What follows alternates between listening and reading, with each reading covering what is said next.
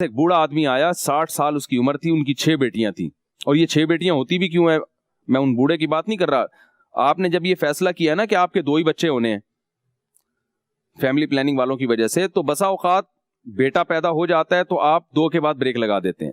لیکن جن کے بیٹا پیدا نہیں ہوتا نا, وہ بیٹے کی لالچ میں 6 بیٹیاں پیدا کرتے ہیں پھر. تو اس فیملی پلاننگ کی وجہ سے جو مرد اور عورت کا جو کی گروتھ کا جو نیچرل ریشو ہے وہ بھی بڑا ڈسٹرب ہو رہا ہے.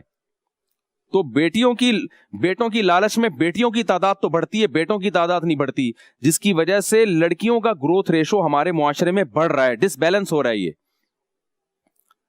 تو میرے پاس آئے, کہنے لگے میری 6 بیٹیاں ہیں اور میرے پاس اتنا پیسہ نہیں ہے کہ میں ہر ایک کی شادی پہ جہیز اور بارات کا کھانا کھلاؤں. انہوں نے, یہ بات ہوگی 2006 کی بات ہے تقریباً جو میں آپ سے کر رہا ہوں.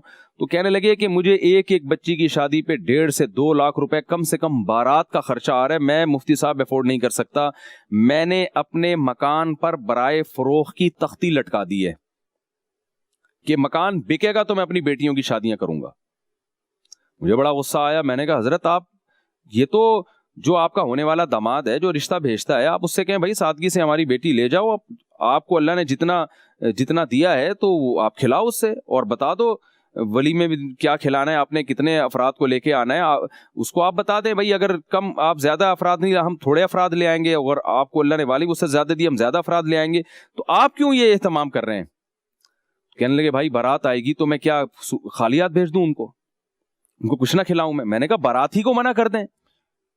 تو کہنے لگے مولانا صاحب آپ کون سی دنیا میں ہیں, کون سی دنیا کی باتیں کر رہے ہیں. لیکن اس بوڑھے کی زبان لڑکھڑا رہی تھی اور ایسے کپ کپا رہا تھا, وہ اس کی ٹینشن جو ہے نا, میں دیکھ کے خون کے آنسو رونے کا دل چاہ رہا تھا مجھے.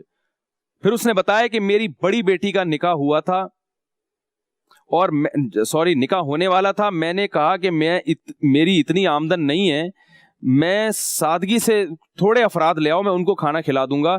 میری 5 بیٹیاں اور ہیں, اگر میں نے سارا اسی پہ اڑا دیا, میں نے زندگی میں کبھی کسی سے زکات نہیں مانگی, سفید پوش آدمی ہوں, میں کیسے کروں گا. کہہ رہے ہیں اس بیس پہ میرے ہونے والے داماد نے رشتہ توڑ دیا کہ ہماری عزت خراب ہو جائے گی. میں جب اپنے دوستوں کو, اپنے رشتہ داروں کو لے کے بارات میں آؤں گا تو ہمیں ایک اسٹینڈرڈ کا کھانا ملنا چاہیے اور اسٹینڈرڈ کی دعوت ہونی چاہیے تاکہ میری معاشرے میں ایک عزت ہو. اور اس بیس پہ اس نے رشتہ توڑ دیا. کہہ رہے ہیں وہ گھر بیٹھی بھی ہے اور بوڑھی ہونے والی ہے وہ, اور اس کے نکاح ابھی تک اس کا کوئی انتظام نہیں ہوا, اور ایسی 5 بیٹیاں اور ہیں. مجھے بڑا غصہ آیا. میں نے ان کو ایک بات کہی, مجھے ایک واقعہ یاد آیا کہ ہمارے حضرت ایک واقعہ سنایا کرتے تھے کہ ایک آدمی کی والد صاحب کا انتقال ہو گیا, تو اس کے والد صاحب نے جو ہے نا, ان کا والد کا انتقال ہو گیا تو لوگوں نے فوراً کہا کچھ کھانا وانا پکاؤ. اس نے کہا یار میرے ابا کا انتقال ہو گیا, تم کہہ رہے ہو کہ دیگیں پکا کے میں تمہیں کھانا کھلاؤں, یہ کچھ سینس میں آنے والی, یعنی کوئی سینس لیس باتیں ہیں یہ تو. لیکن لوگ کہاں چھوڑتے ہیں. لوگ نے کہا لو بھائی ابا سے محبت ہی نہیں ہے, ہمیں کھانا نہیں کھلا رہا, دیگیں نہیں پکا رہا. تو جب لوگوں کے تانے اس نے سنے کنجوسی کے, تو اس کو بڑا غصہ آیا. اس نے پھر جو ہے نا ابا کے لیے, میت کے لیے نا ایک دعوت کا انتظام کیا. اس نے اپنے رشتہ داروں کو بلایا, سب کو بلایا, اور خوب کور میں بریانی اور دیگیں ویگیں تیار کی قرضے لے کے لوگوں سے. اور جب دسترخوان لگایا تو لوگ جیسے ہی جھپٹنے والے تھے تو اس نے لوگوں سے کہا 1 منٹ کے لیے میری بات سن لو, اس کے بعد آپ کو میں کھانے کی اجازت دیتا ہوں, آپ میرے گھر بیٹھ کے مرغے کھائیں, آپ بریانی کھائیں, مجھے کوئی اعتراض نہیں ہے, لیکن اللہ کا واسطہ 1 منٹ کی تقریر آپ سن لیں.